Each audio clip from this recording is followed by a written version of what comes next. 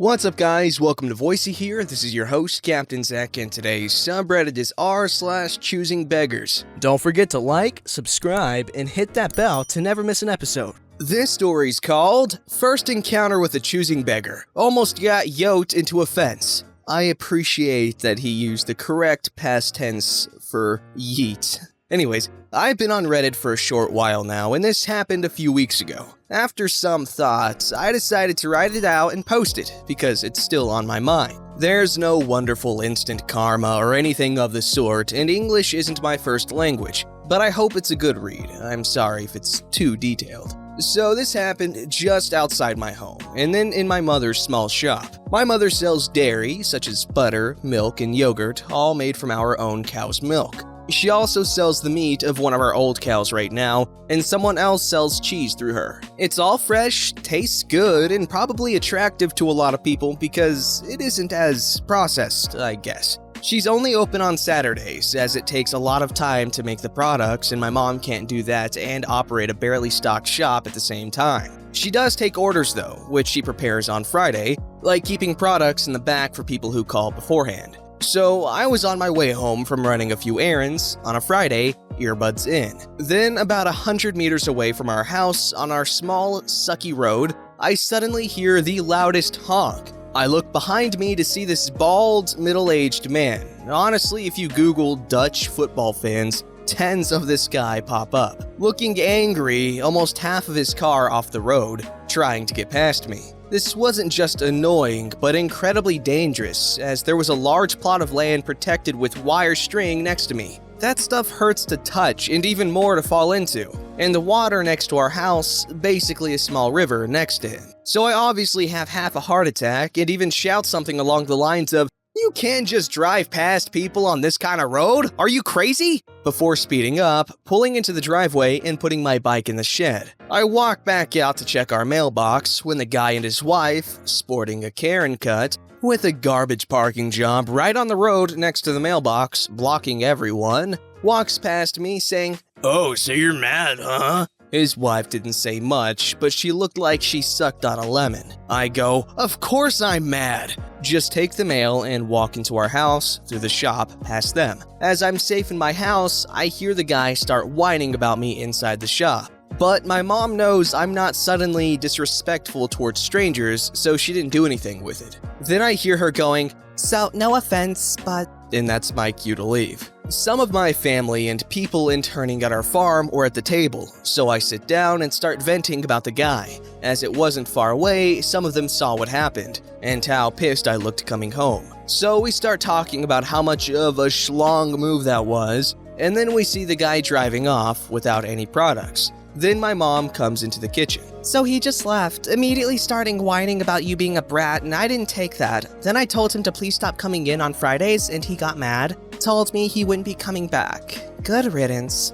After she sat down, she told me he had come in about a month before on a Friday. He was really loud, basically throwing the door open, shouting, "You have the best dairy!" and grabbing bottles of yogurt, milk, and custard off the shelves. My mom told him to stop that and that she wasn't open because it was a Friday. If he called beforehand, it would be fine, but coming in unannounced like that wasn't it. He started complaining about not being able to come on Saturdays because he had work. So he came a day before, and when my mom told him she still wasn't open, he tried to gaslight her, saying she posted about being open on Fridays, didn't work. Too bad, so sad, get your wife to do it, I guess. And then, because this wouldn't be a choosing beggar story otherwise, he immediately asked for discounts. He actually said, "But I'm buying 5 bottles of yogurt, at least give me 15% off for it." My mom told him to come back next Saturday and he'd get that discount. Sure. He didn't show up until about 2 weeks later, again on a Friday, and this time tried to get our meat for a cheap price. The meat is from our own cow, treated well. It's really good meat. It's almost sad we're selling it in my opinion.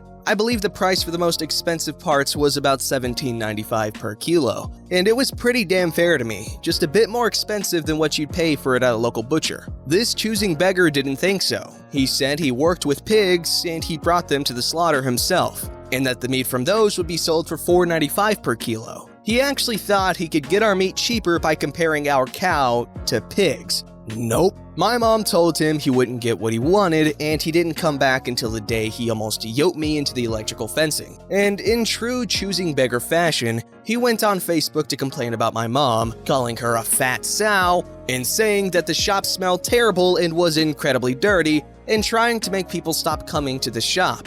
Boy, first off, it smelled so bad because you were in there, and it was dirty because you wouldn't stop rubbing your grimy little fingers all over the place. Second off, if you don't get what you want, don't try to come after someone on Facebook. Once the rest of the community you're targeting gets a hold of you, you're off worse than you started. From what my mom told me, he got grilled to a crisp. Now, I really hope he keeps to his promise and doesn't come back, but I do feel sad for the other people he's bothering. He seems like the type to always get what he wants by being loud, demanding, and seeming intimidating. That time, he just happened to run into my mother.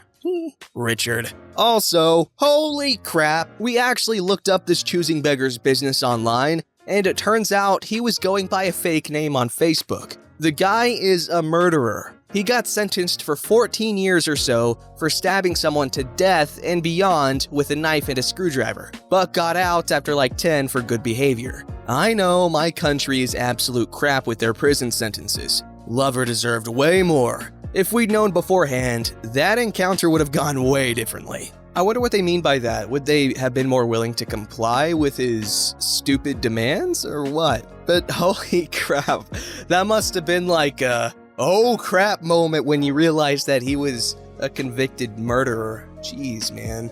This story's called I Want a Puppy! Rebellious Youth versus Practical Landlord. Okay, so this is the teen, I'm assuming.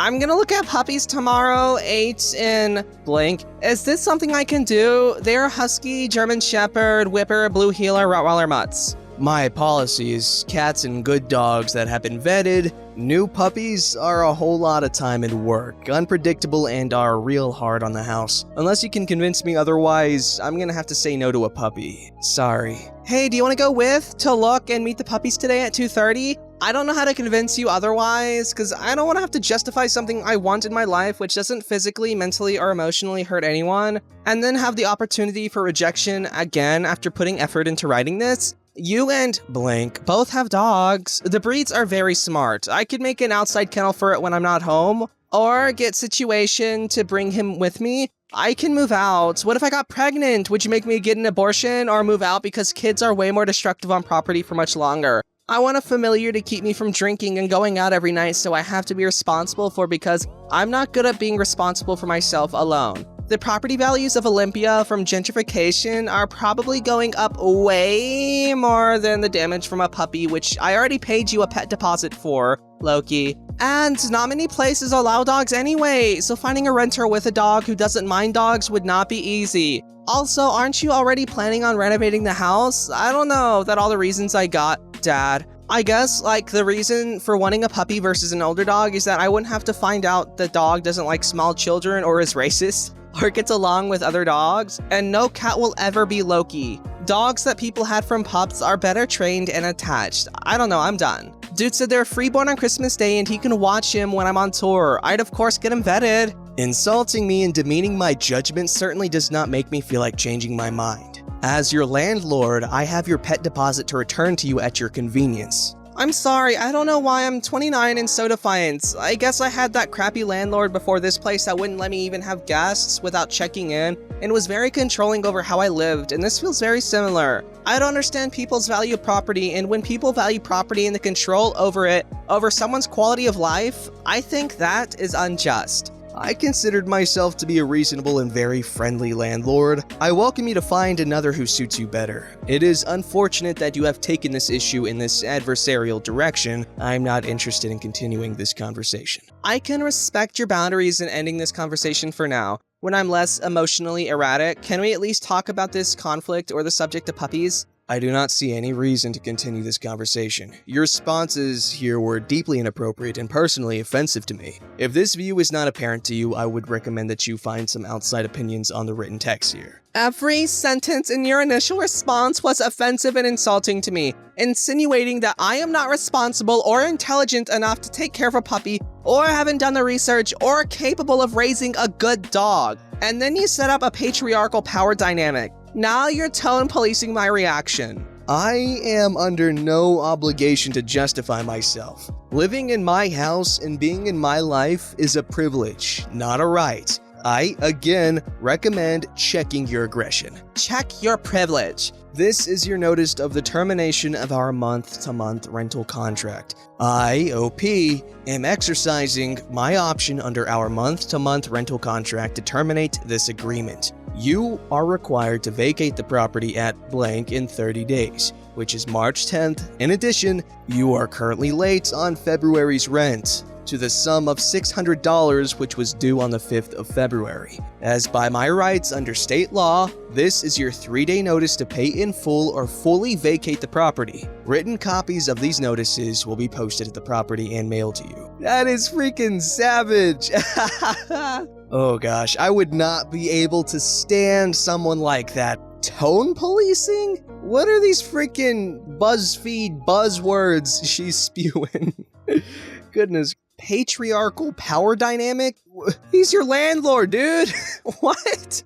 This story's called Choosing Beggar Doesn't Understand That Her Hair Donation Is Not Worth $400. Throwaway account because friends and family know me on my real one. I'm a receptionist at a high-end hair salon. Our salon gives complimentary haircuts if you donate your hair to a well-known charity that uses the hair to create wigs and hairpieces for people with cancer. This free haircut is only valid with our new talent stylists, i.e. the younger ones just out of training who are looking to add new clients to their books. Choosing Beggar calls not only wanting a complimentary haircut, but also a free color service with one of our master stylists. This stylist is a color educator, has thousands of followers on her Instagram, and her haircuts start at $90. The balayage color service the Choosing Beggar wants for free would cost in the ballpark of $300 to $500 with this particular stylist. In other words, we're looking at a $390 service minimum. Here was our convo. I need a cut and color. I'd like an appointment for this weekend with upper tier stylist.